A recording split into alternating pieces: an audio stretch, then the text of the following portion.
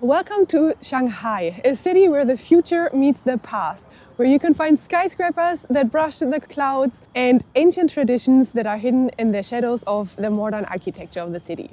Let's explore one of the most futuristic cities of China.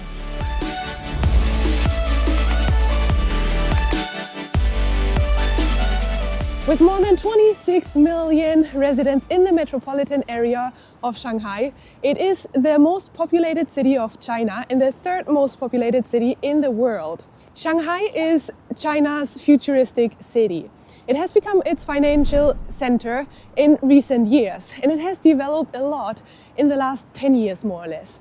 All of this that you can see here on the other side of the river is the district Pudong, Shanghai's most futuristic playground. Pudong has been fled more or less 20 years ago, and it has developed extremely fast because the city became so important, economically speaking, for China.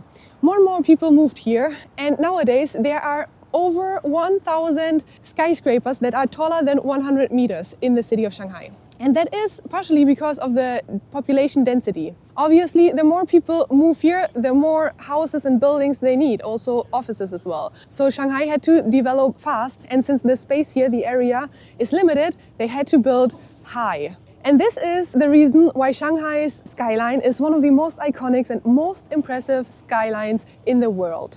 We are starting today's tour here in Shanghai on the iconic waterfront, the Bund. On the waterfront you can see colonial-era buildings that represents the international past of the city, and of course the impressive skyline of Shanghai with the world-famous Oriental Pearl Tower in the background and the iconic Shanghai Tower, which is the highest building of the city. You can cross to Pudong by taking either a metro or a ferry. From the ferry you can enjoy the stunning views over Shanghai skyline. In between all of these skyscrapers here in Shanghai, there's only one that steals the show from all the others. It makes the others seem almost small, and that is the Shanghai Tower. The Shanghai Tower has more than 632 meters, and it is the third tallest building on Earth. Honestly, it's an incredible feeling to walk along these streets here, being surrounded by all of these skyscrapers. It makes you feel extremely tiny, and if you think this is similar to cities such as New York, it's not. Trust me, the dimensions here in China are out of the world. I always thought in America everything is bigger, but here in China everything is even more big than in America. It's insane. Another iconic building of Shanghai is the Oriental Pearl Tower behind me. It is a super tall building as well. And it is not just a tower or a TV tower, it also includes museums, restaurants, and an impressive observation deck. In its surroundings, you will find lots of shopping malls and luxury stores. If you're worried about moving around a megacity such as Shanghai, don't be, because it has never been easier to navigate yourself in a city.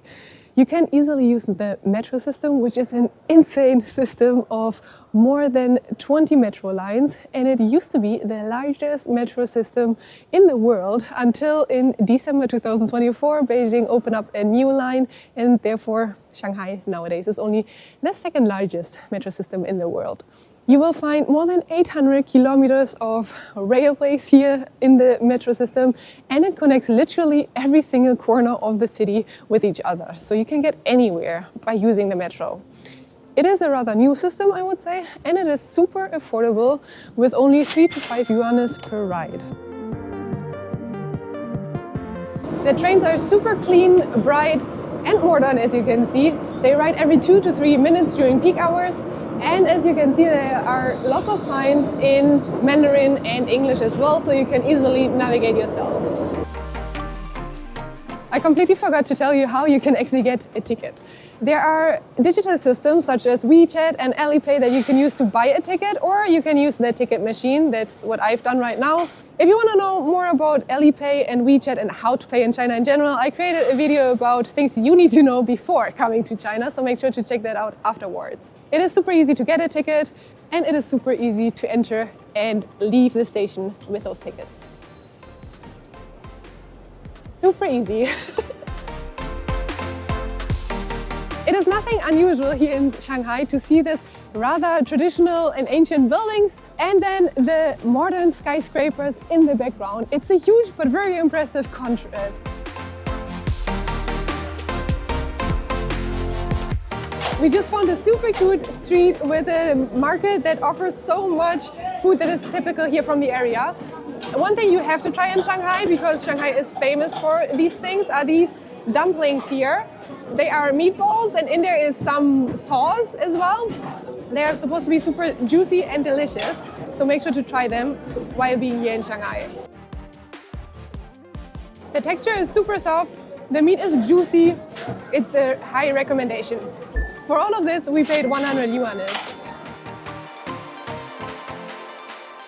Even though Shanghai is a megacity, green space is not missing here. You can find small parks every now and again, and they are absolutely beautiful and a nice escape from the city. And I'm saying escape because look at this. You can still see the huge skyscrapers in the background. Of course, they will never go away here in the city, I think. There are several temples here in Shanghai, some of them dating back to more than 2,000 years. This one here behind me is the Longhua Temple, and it is the oldest temple existing here in Shanghai, which dates back to 242 AD. The temple here is not in its original state anymore. It had to be rebuilt several times, and this architecture here dates back to 960 more or less. And in front of this temple we can see a beautiful pagoda and in general some skyscrapers again in the background, so we are still in the heart of Shanghai. We are now walking down one of the main streets here in Shanghai.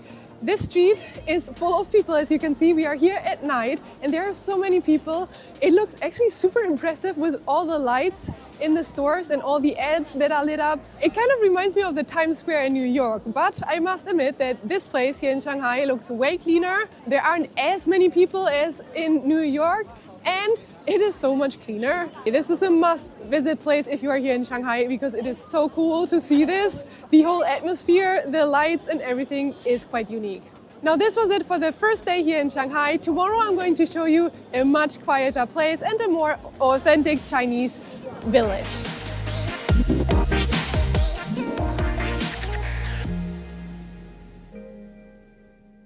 Less than 1.5 hours away from the center of Shanghai, you will find this peaceful place, which is called Zhujiajiao. And it is a 1,700 years old town that is lying on rivers. It is also known as the Venice of China due to its similarity with the small channels here, the small rivers, and boat tours that you can even do here on the river. But the truth is that this place here is actually more or less 100 years older than Venice. Let's now explore this beautiful, cute river town.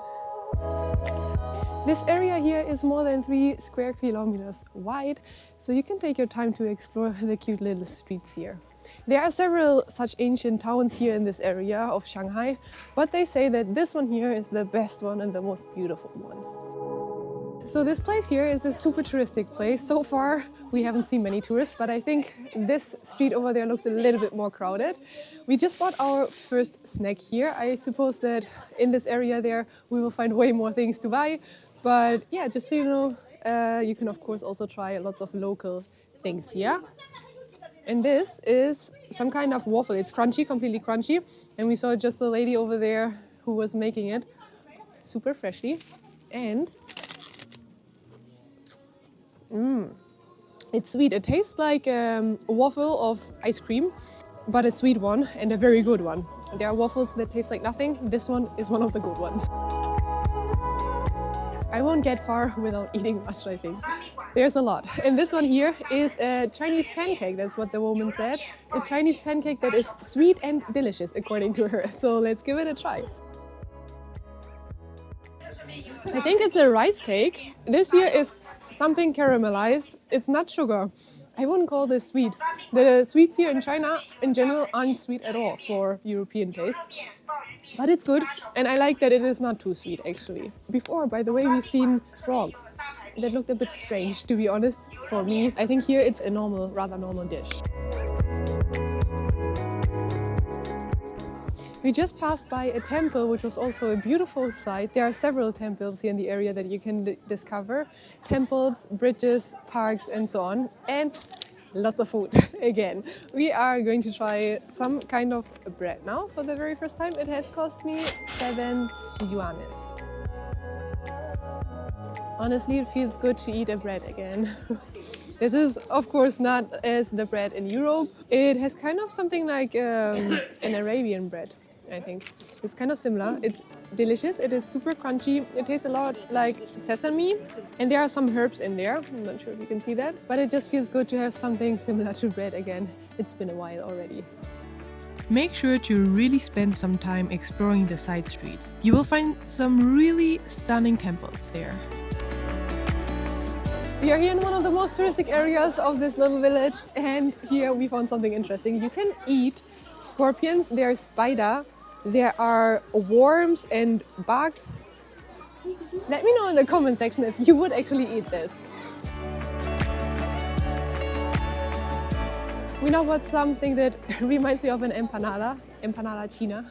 There is chicken in this one or that one. We bought two, one with chicken, one with meat. It has cost 7 yuanes. It doesn't have that much filling. I expected it to be a little bit more, to be honest. And this one is the one with chicken. It's good. I like it. It's a good snack to go. Just in case you are curious about Chinese food. I know I have been trying a lot today in this video, but if you want to see more of that, I actually created a video. If you are interested in that, make sure to check it out afterwards.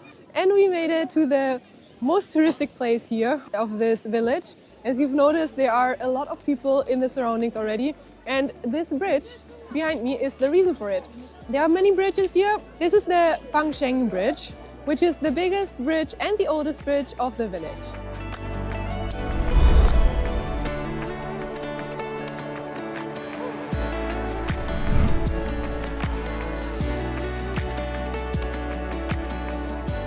And we are now slowly walking back to this train station. I personally highly recommend this place. I feel like it is super interesting to visit and so different and such a nice escape from Shanghai. So I do recommend you to take definitely one time of your time in Shanghai to get here to this cute village. For us, this is now the end of our Shanghai trip. If you enjoyed this video, make sure to leave me a like, subscribe to the channel to follow me along my China adventures, and I will see you in next week's video.